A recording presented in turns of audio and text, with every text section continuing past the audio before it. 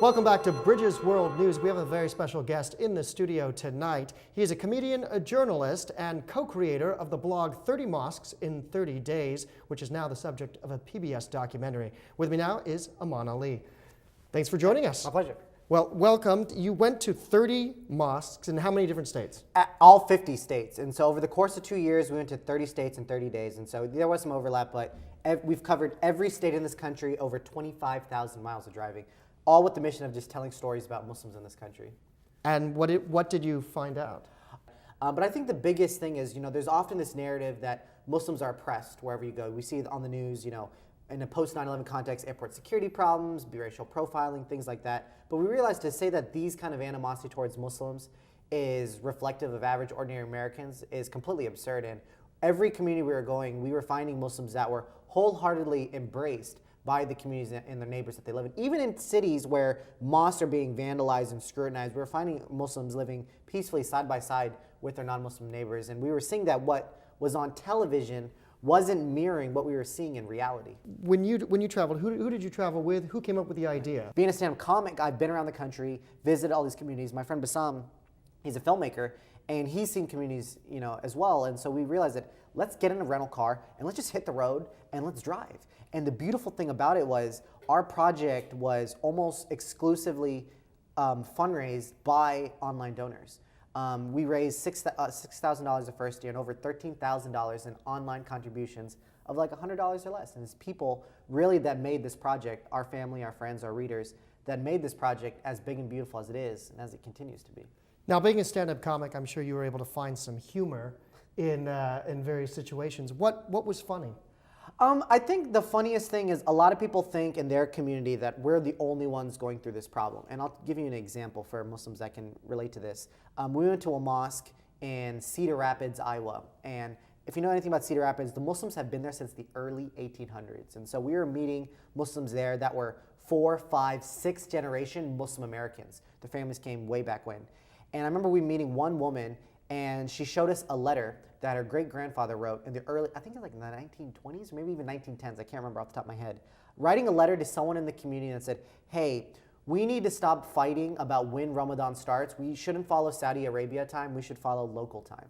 And I'm thinking about it, I'm like, wow, in 2012, we're still going through this exact same problem in every community. And it's, things like that, people realize that, and that's what was the cool thing about our blog, is people in other communities like, hey, we're going through that too. Or even Christians and Jews like, hey, we have that problem.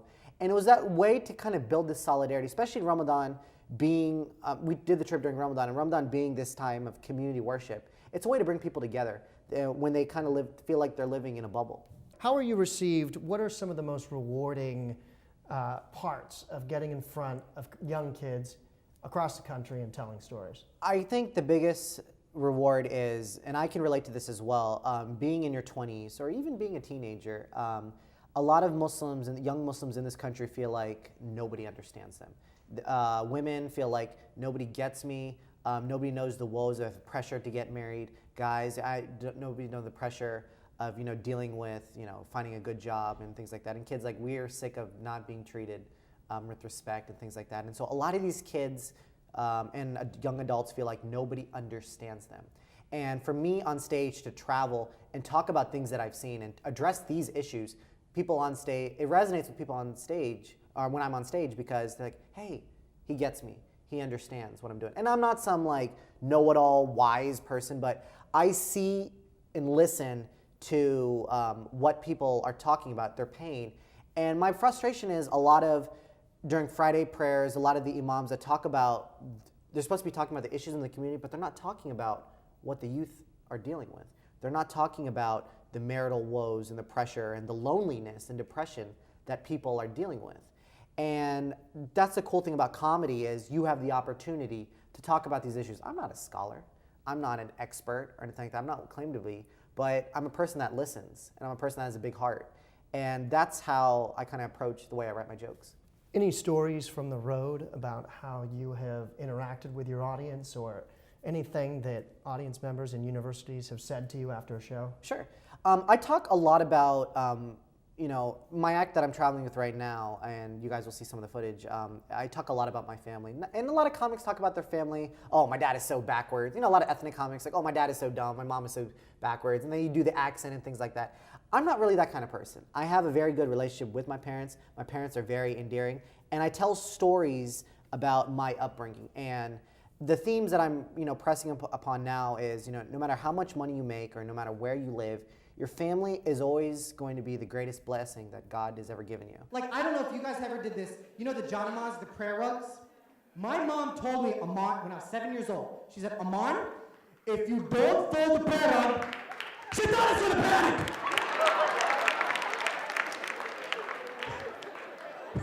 See, some of you guys are laughing, the rest of you guys are like, did I fold it before I left the house? And when you're 7 years old, that confuses you. I just kept imagining some guy breaking into people's houses like, where's the prayer rug? Where's the prayer rug? Oh man, it's folded! Ah! And my mom would always talk about this, you guys.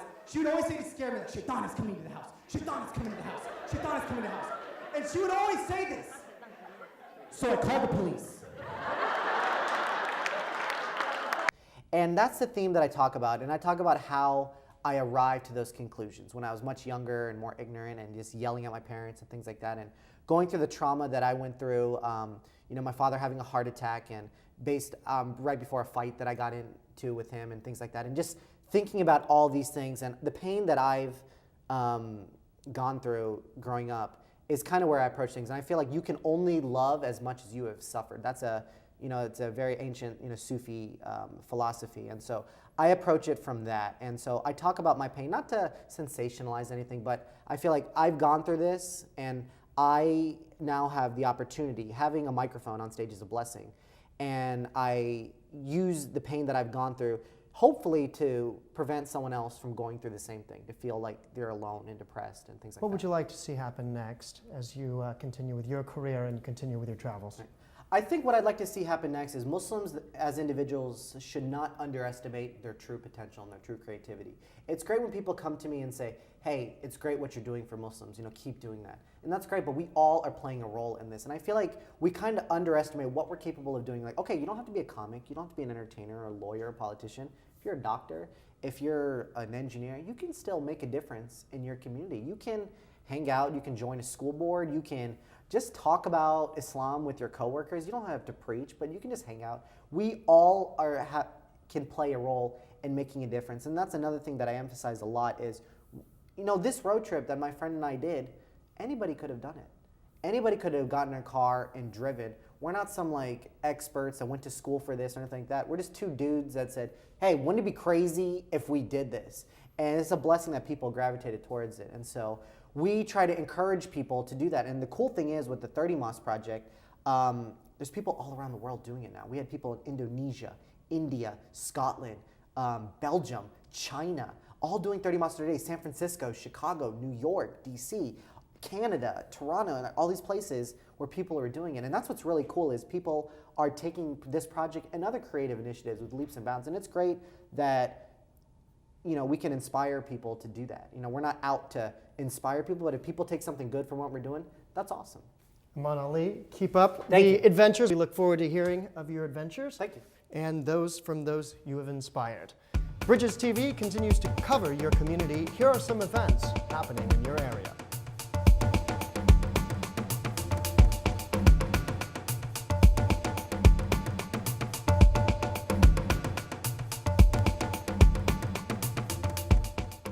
Thank you for joining us for Bridges World News on Bridges TV. FIBA World Basketball is next. You can also catch World in America and Democracy Now! And for more news, head to our website at bridgestv.com.